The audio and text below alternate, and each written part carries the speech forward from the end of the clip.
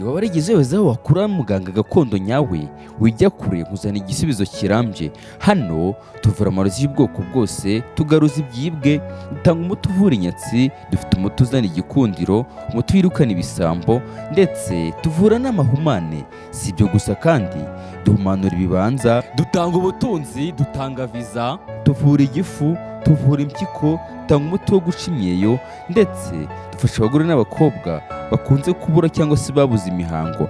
Dutanga uruhereko, dufite umuti wo kweza umurima, turatsirika. Ikindi kandi mu gihe wibwe si ngombwa gusiragira, iyo tubikoze naho waba uri hose. Hano tubafitiye umuti mwiza cyane ku bakobwa cyangwa abadamu bacikanwe no guca imyeyo, turabafasha. Dufite n'umuti w'amavangingo bigendana, mugabo akishima, ubuzima bugakomeza, mukenjoyinga neza cyane, yuko urugo rw'umugore n'umugabo bubakirwa mu buriri.